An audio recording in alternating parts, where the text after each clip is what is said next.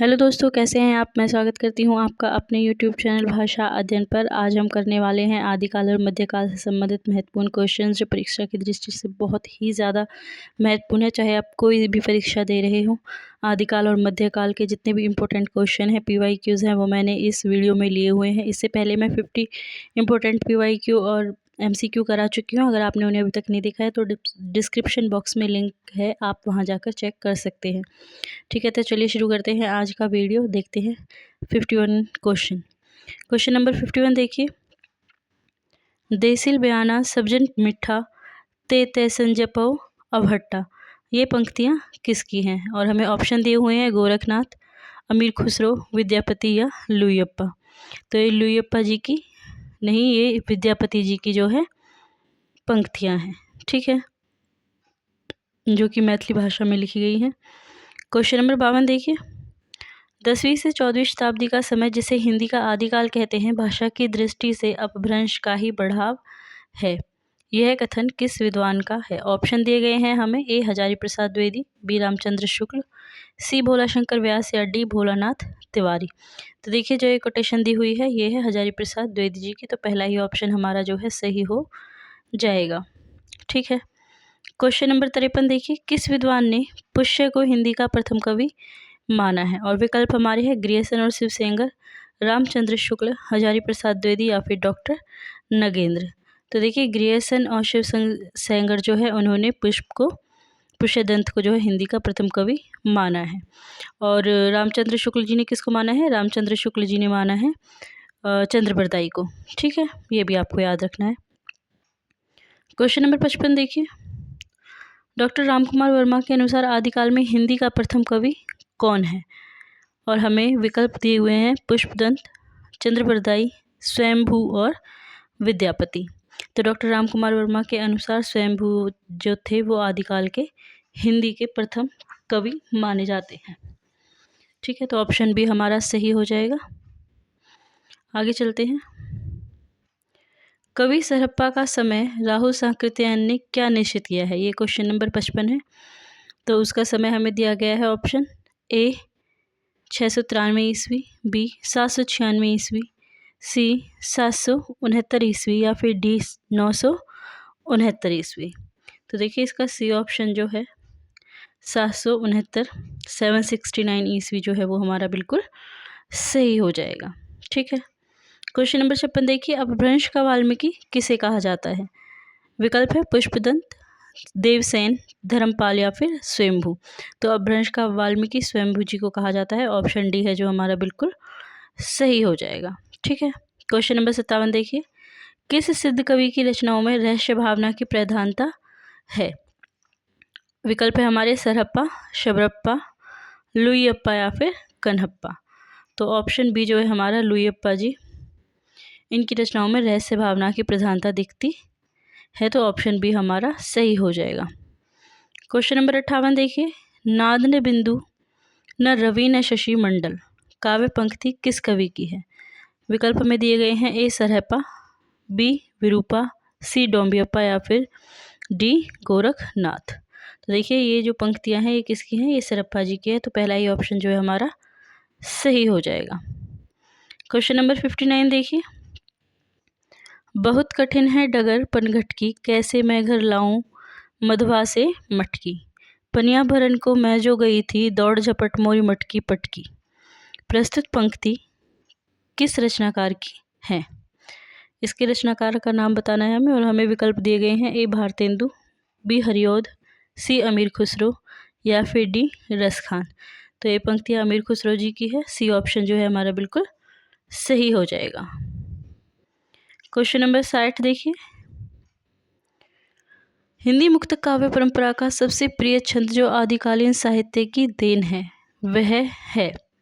और विकल्प है हमारे। ए चौपाई, बी दोहा, सी सौरठा या फिर डी रोला। तो जो हमारा ऑप्शन बी है दोहा, वही हमारा सही हो जाएगा। चलिए नेक्स्ट क्वेश्चन पे चलते हैं। Question number 61। क्वेश्चन नंबर 61 देखिए। चौपाई के बीच दोहा की धत्ता देकर प्रबंध लेखन की परंपरा की शुरुआत किसने की?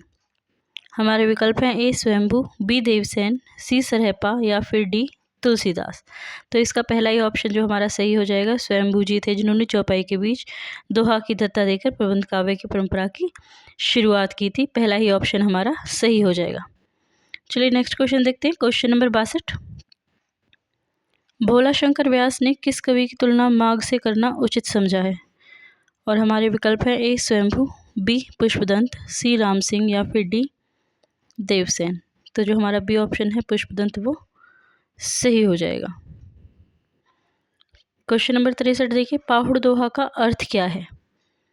तो पाहुड़ दोहा का अर्थ हमें बताना है। विकल्प हमें दिए गए हैं, ए दोहों की माला, बी दोहों का संग्रह, सी दोहों का उपहार या फिर डी दोहों और पाहुन। तो पाहुड़ दोहा का मतलब होता है दोहों का उपहार, तो ऑप्शन सी जो है हमारा बिल्कुल सही हो जाएगा। क्वेश्चन नंबर 64 देखिए, सिद्धों की संख्या राहुल साकृत्यायन ने कितनी मानी है? 9, 64, 6 या फिर 84। तो राहुल साकृत्यायन जी ने 84 मानी है सिद्धों की संख्या, तो ऑप्शन डी है जो हमारा बिल्कुल सही हो जाएगा। ठीक है, चलिए नेक्स्ट क्वेश्चन पे चलते हैं, क्वेश्चन नंबर 65। देखिए क्वेश्चन नंबर 65 हमसे क्या पूछ रहा है कि डोम्बी गीतिका, योगचर्या, अक्षर द्विकोपदेश किसके ग्रंथ हैं? ठीक है, हमें विकल्प दिए गए हैं, ए सरहप्पा, बी शबरप्पा, सी डोम्बियप्पा या फिर डी कन्हप्पा। तो इसमें जो डोम्बियप्पा है उनके ये ग्रंथ है कौन कौन से? डोम्बी गीतिका, योगचर्या, अक्षर द्विकोपदेश। ठीक है, ये काफ़ी महत्वपूर्ण है। योगचर्या कई बार पूछा गया है परीक्षा में। क्वेश्चन नंबर 66 देखिए, क्रोआ त्रुवर पंचविड़ाल चंचल चिए पढ़ो काल। इस पंक्ति के लेखक हमें बताने हैं और हमें जो विकल्प दिए हैं उन्हें देख लेते हैं। पहला देखिए कुकुरिप्पा, बी लुयप्पा, सी विरूपा या फिर डी सरहप्पा। तो जो ये पंक्तियां हैं इसके लेखक लुयप्पा जी हैं, ऑप्शन बी है जो हमारा बिल्कुल सही हो जाएगा। क्वेश्चन नंबर 67 देखिए, अपभ्रंश भाषा में दब्ब सहाव प्यास काव्य ग्रंथ की रचना करने वाले कवि कौन है?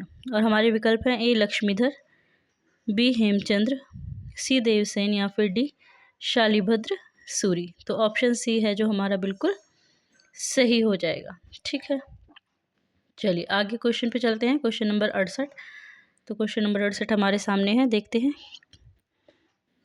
कोषावैश्य और स्थूलभद्र की कथा किस ग्रंथ में वर्णित है? और हमारे विकल्प है, स्थूलीभद्र रास जिसको जिनीधर्म सूरी ने लिखा है, चंदनबाला रास आसगु कवि ने, नेमिनाथ रास सुमतिगण ने और कच्छुली रास प्रज्ञा तिलक ने।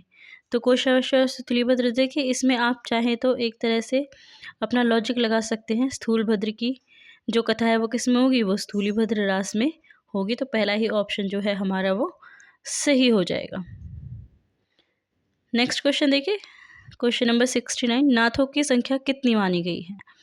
7, 84, 10 या फिर 9।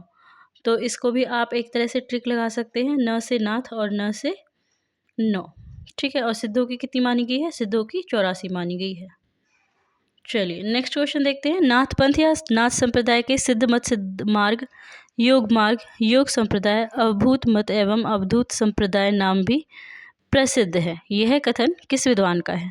हमें ऑप्शन दिए गए हैं, ए आचार्य शुक्ल, बी आचार्य हजारी प्रसाद द्विवेदी, सी पीताम्बर दत्त बढ़तवाल या फिर डी परशुराम चतुर्वेदी। तो ये कथन आचार्य हजारी प्रसाद द्विवेदी जी का है। दूसरा ऑप्शन जो है हमारा बिल्कुल सही हो जाएगा। क्वेश्चन नंबर 71 देखिए, गोरखनाथ की रचनाओं शब्दी, शब्दी, प्राणसंकली, आत्मबोध आदि का गोरखबानी नाम से संपादन किसने किया है?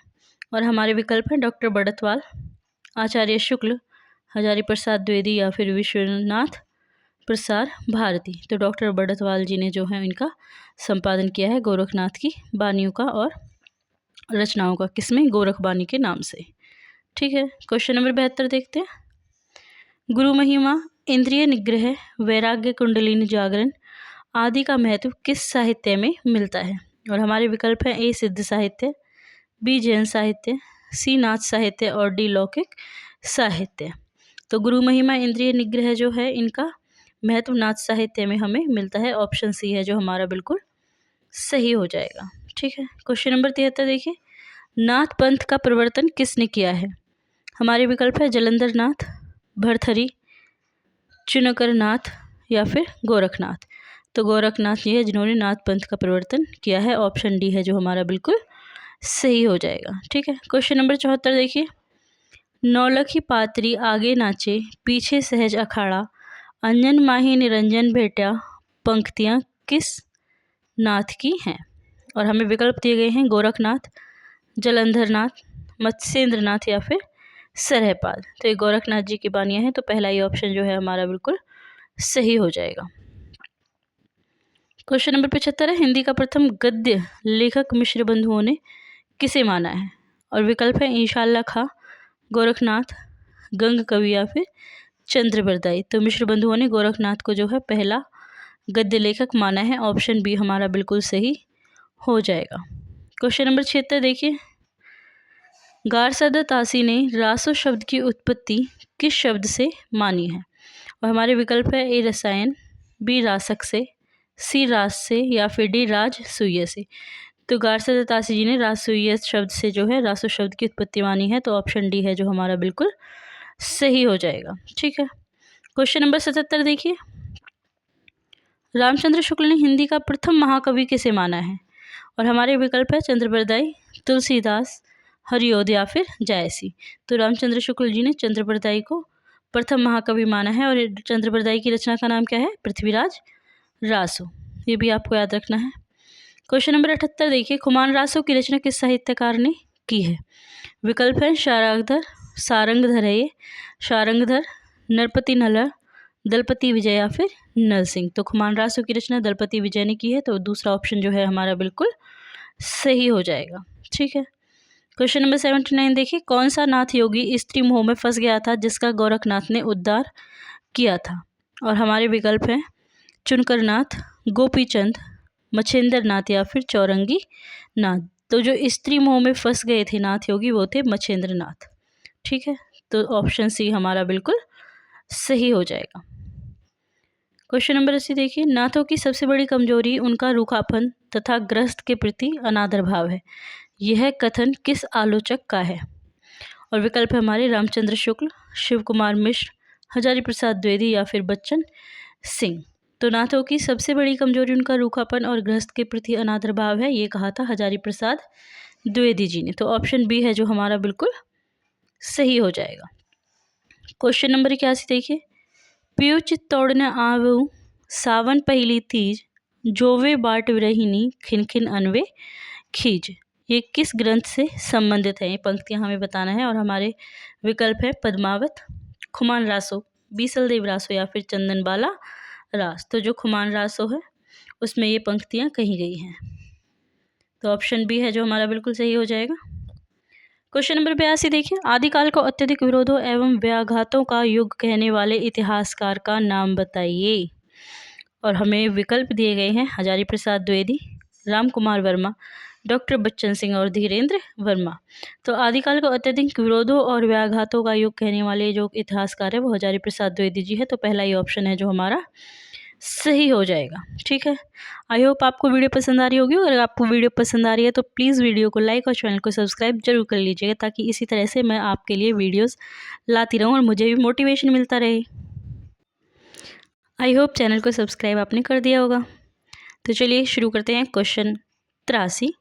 पृथ्वीराज रासो के कितने संस्करण प्राप्त होते हैं? हमारे विकल्प हैं 2, 5, 4 या फिर 6। तो अब तक इसके 4 संस्करण हमें प्राप्त होते हैं। तो सेकंड ऑप्शन जो है हमारा बिल्कुल सही हो जाएगा। और इसमें कितने समय बताए गए हैं? इस पार आप कह सकते हो खंड भाग, लेकिन इसमें खंड भाग की बजाय समय शब्द का प्रयोग किया गया है। और वो कितने हैं? वो 69 है। और पृथ्वीराज रासो के रचयिता कौन है? तो पृथ्वीराज रासो के रचयिता चंद्र बरदाई है। ठीक है, चलिए क्वेश्चन नंबर 84 देखते हैं। पृथ्वीराज रासो को सुख-श्रुति संवाद के रूप में रचित मानने वाले आलोचक हैं कौन है? ऑप्शन देखिए हजारी प्रसाद द्विवेदी, आचार्य रामचंद्र शुक्ल, जॉर्ज ग्रियर्सन या फिर मिश्र बंधु। तो जो हजारी प्रसाद द्विवेदी जी हैं वो पृथ्वीराज रासो को सुख-श्रुति संवाद के रूप में रचित मानते हैं। ठीक है, तो पहला ही ऑप्शन हमारा सही हो जाएगा।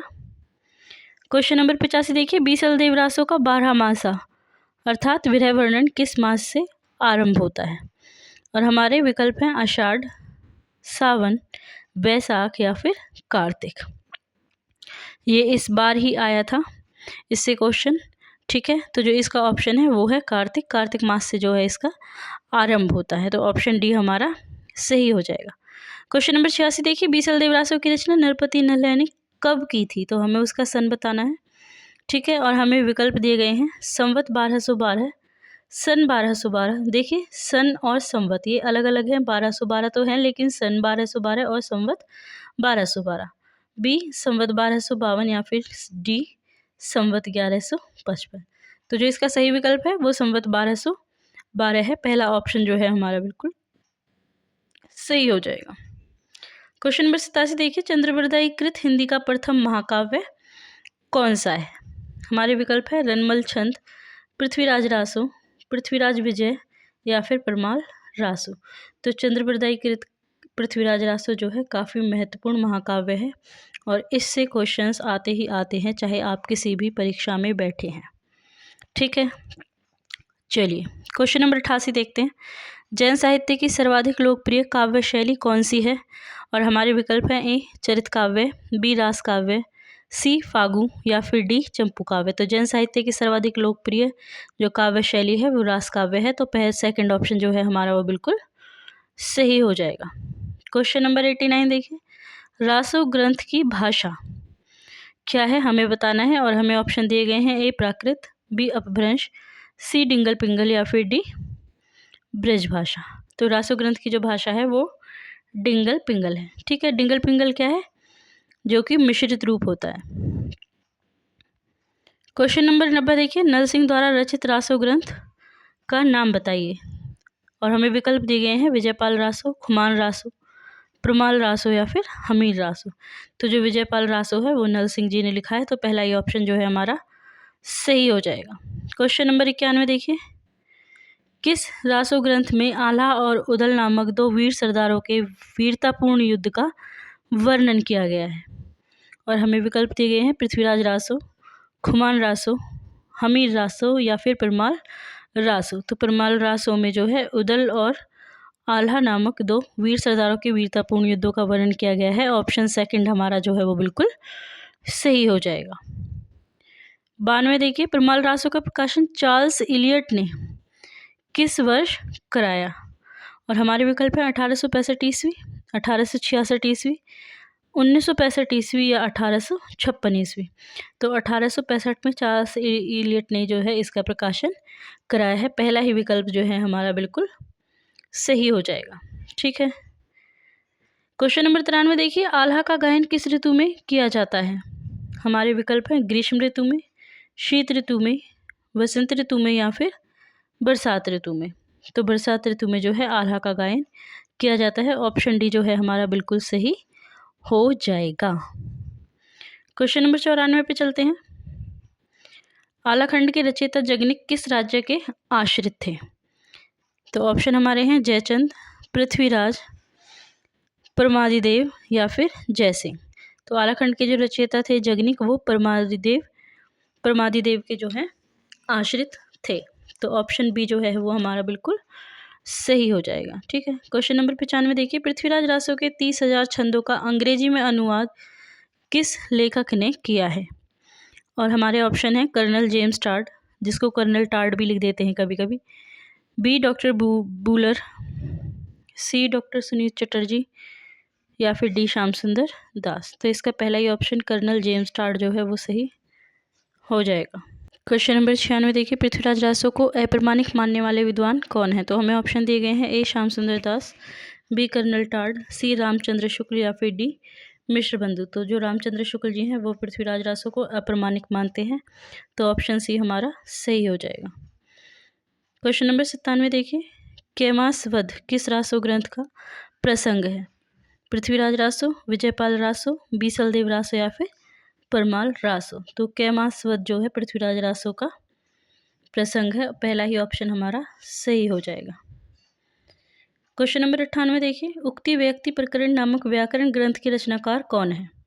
ए दामोदर शर्मा, बी गुणाढ्य, सी ज्योतिश्वर नाथ ठाकुर या फिर डी रोड़ा। तो दामोदर शर्मा जो है उक्ति व्यक्ति प्रकरण के रचनाकार है। पहला ही ऑप्शन हमारा बिल्कुल सही हो जाएगा। क्वेश्चन नंबर 99 देखिए, शिलांकित कृति राउलवेल के रचयिता कौन है? और हमारे विकल्प है दामोदर शर्मा, उमापति, रोड़ा और जगनिक। तो राउलवेल जो लिखी है वो रोड़ा ने लिखी है, तो ऑप्शन सी हमारा बिल्कुल सही हो जाएगा। और राउलवेल कैसी रचना है? एक शिलांकृत कृति है। ठीक है। और 100वां प्रश्न देखिए, विद्यापति की प्रसिद्धि का प्रमुख आधार ग्रंथ कौन सा है? हमारे विकल्प है पुरुष परीक्षा, लिखनावली, शिव सर्वसार और डी पदावली। तो विद्यापति जी की जो पदावली रचना है वो उनकी कीर्ति का मुख्य आधार है। तो ऑप्शन डी है जो हमारा वो बिल्कुल सही हो जाएगा। आई होप आपको आज की वीडियो पसंद आई होगी। अगर आपको आज की वीडियो पसंद आई है तो चैनल को सब्सक्राइब और वीडियो को लाइक ज़रूर कर दीजिएगा। और अगर आपका कोई विकल्प है या फिर आप किसी स्पेशल यूनिट का, एक पर्टिकुलर यूनिट के क्वेश्चंस चाहते हैं तो आप मुझे मैसेज भी कर सकते हैं।